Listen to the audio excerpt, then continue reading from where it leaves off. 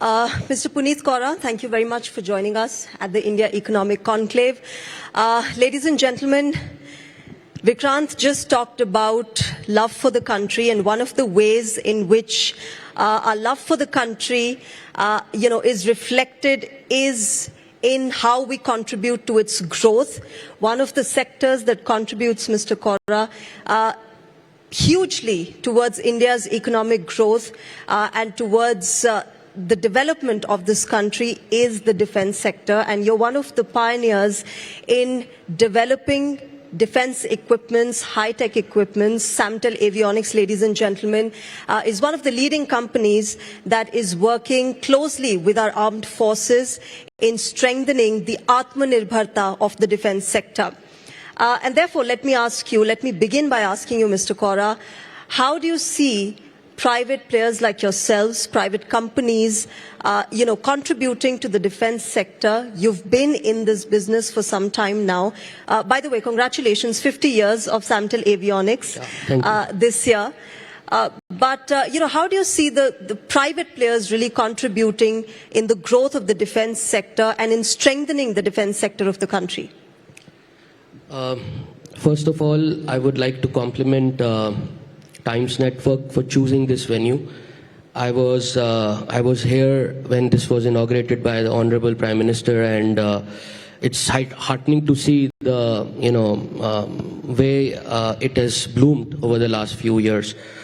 Coming back to your question, I think what I can say is that we got into defense, as you rightly mentioned, we are 50 years old. We got into defense about 12 to 14 years ago, and we are a company which was always developing products in the country. R&D was always a focus for us.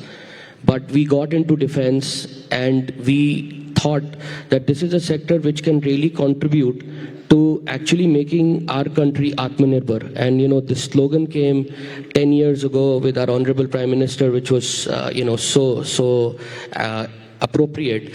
But actually, we've been doing this since the inception of the group.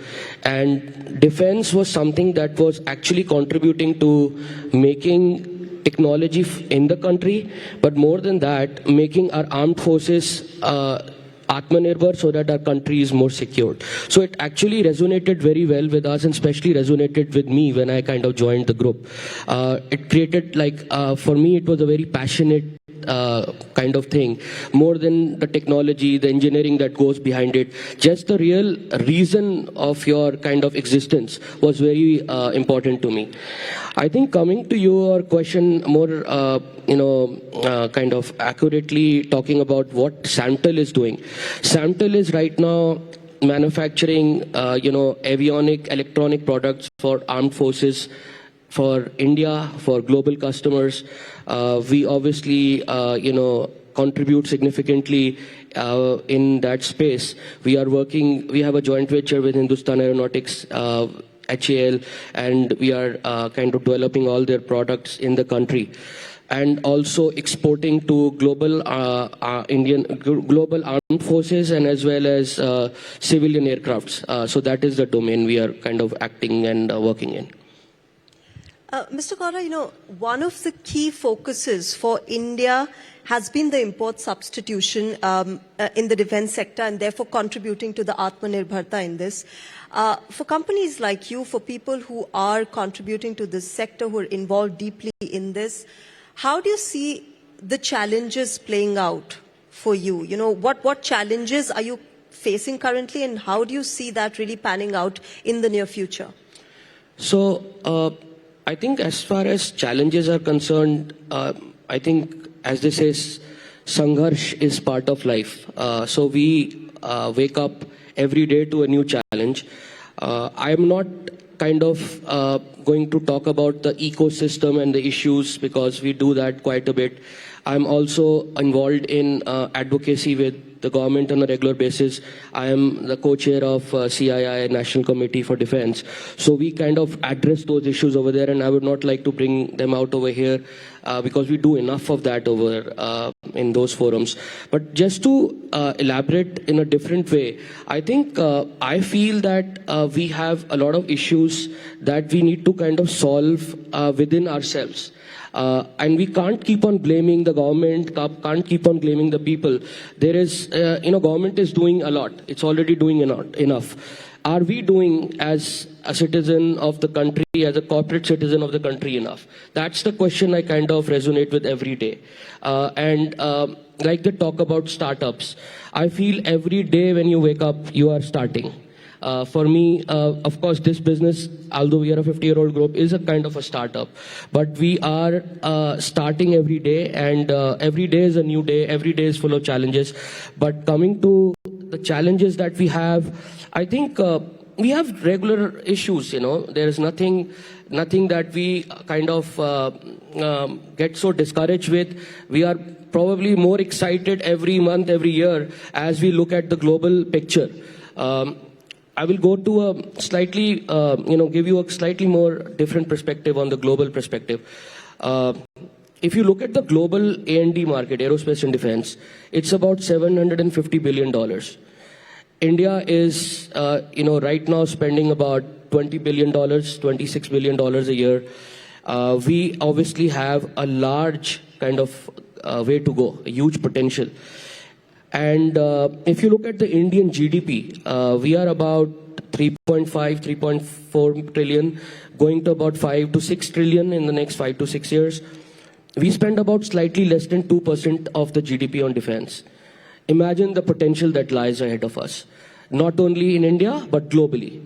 And as our Prime Minister keeps on saying, we need to, look at the global market. Our target is to go to $26 billion in exports. So there's a lot of potential.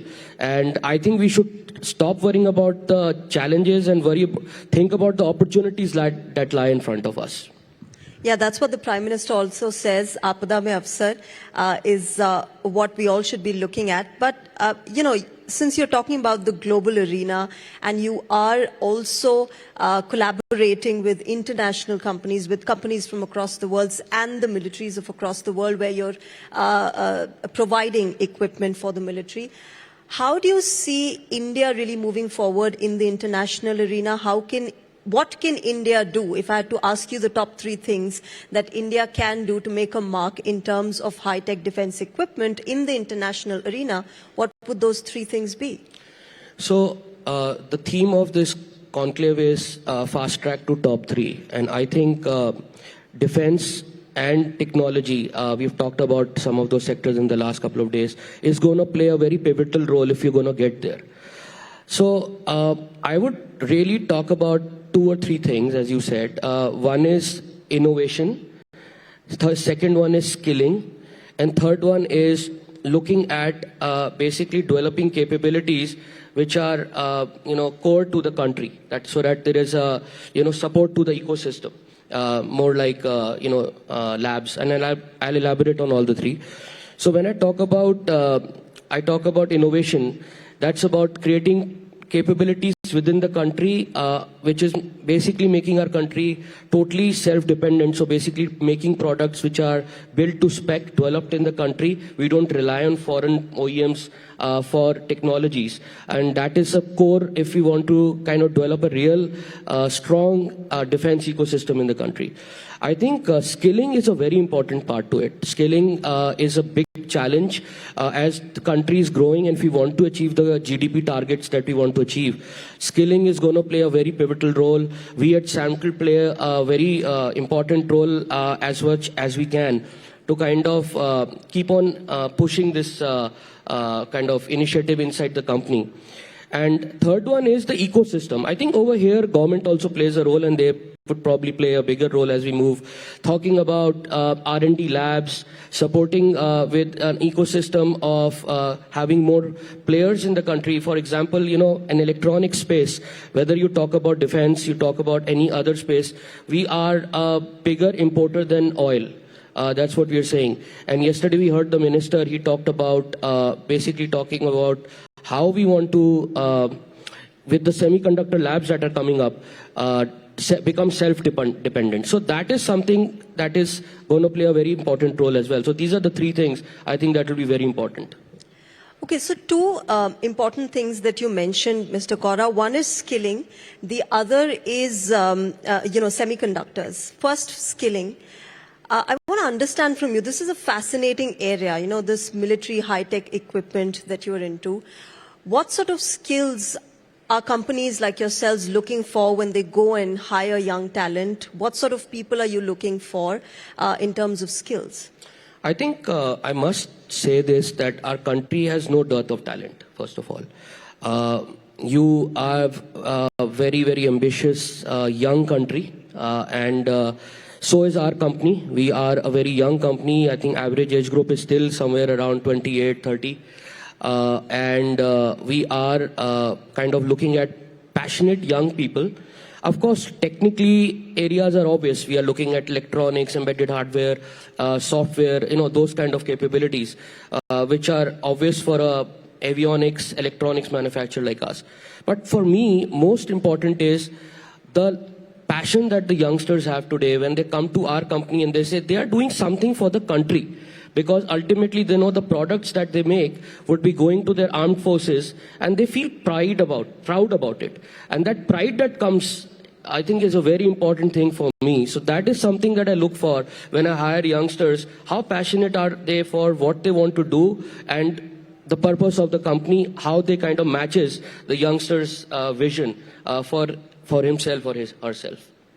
Yeah, which is the sentiment we started this conversation with, Mr. Kaura, the fact that how are you contributing to nation building? And great if you want to join the armed forces, but if you cannot, then there are several other ways to contributing to nation building and strengthening this country. But the other important thing that you mentioned, Mr. Kaura, is semiconductors, and that is something that has come to relevance, especially in the post-COVID era. And how the semiconductor chip industry is growing. It is also shifting from its dominant country of China. India has been making great strides in this industry as well, and the government of India is pitching the semiconductor chip industry further. How do you see that really moving forward? So, as the minister also mentioned yesterday, we've been trying to get to a situation where we are self-dependent in this space. But we've struggled, but finally we are there.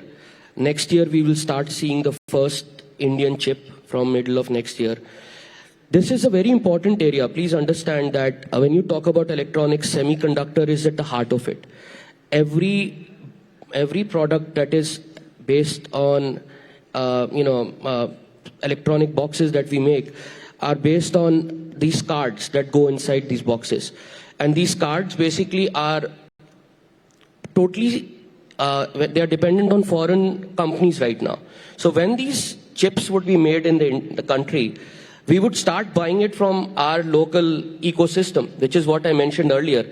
And this is a very major step towards making our country totally self-independent, Atmanirbhar as we call it. And I feel that this is a very important step taken finally at the right time. Took a long time to come here, but we are finally there. Over the next few years, I think we will see this will play out very beautifully in multiple spaces. We are also besides defense, we also into railway space. And we make a lot of LRUs for Vande Bharat and those kind of, platforms. All of those platforms, again, are totally dependent for chips from overseas, OEMs. And that will dramatically change. So that's a game changer in my view. And my compliment is government to come out with this initiative and pushing it and making it happen finally. How much time do you think, Mr. Kaura, it's going to take India to reach where it aims to reach in terms of the semiconductor chip industry? So, every step is an important step. We are going to start seeing the Indian chips next year. There is also, don't forget, there is a beginning, then there is different phases, as you rightly said. So I would say another 3 to 4 years, you will see a dramatic change. It's like any new thing which takes its own time. Similarly, we will have chips which are slightly easier to make and then slightly more complex and more complex. But I don't know the exact plans those companies have, but my personal view is about 3 to 4 years, we should see a lot of kind of self-dependence taking place within the country. And how much of the China plus one factor do you think would help India in this? China plus one factor is a very important factor. I mean, if I look at ourselves, we are in the civilian aerospace space as well. And I clearly see already China plus one factor playing in over there. I think we are in a situation where the world is changing very dramatically. And I feel India is in a very beautiful geopolitical situation. If you look at Europe, it's got its own challenges. The world is looking at partnering with India for multiple reasons, not only just the kind of capabilities our country has, but also the geopolitical situation. So when I look at it from that perspective, and I look at the situation with China plus one, obviously it's going to play out very beautifully. We ourselves are beneficiaries of that, and I personally feel that this is going to be a very important kind of play, especially in the next 3 to 4 years as President Trump takes over, and how that kind of affects our relationships. And I think that's for the good of the country, for India. Which is what was my next question also, Mr. Kaura. The fact that how are companies like yourselves impacted with the evolving geopolitical situation in the world? There are 2 wars happening. There is a US election that has Donald Trump coming back. How do you see, private players like yourselves in the defense industry who closely work with India's armed forces getting impacted by such major geopolitical changes that happen? So, both the spaces we are in, defense and transportation or railways and metros, all the electronics we do, I feel that there is a general shift towards looking at India as a potential partner for the long term. I personally have experienced multiple, discussions or already started supplies to multiple countries which are looking at India as a potential long-term source for these equipments. This was not the case even 5-7 years ago, They are now more confident about our country. The products that go from here, we were only known as an IT product supplier. That's changing. Our image is changing. Our brand is changing. Our time has come. I personally feel that we are at the right place at the right time.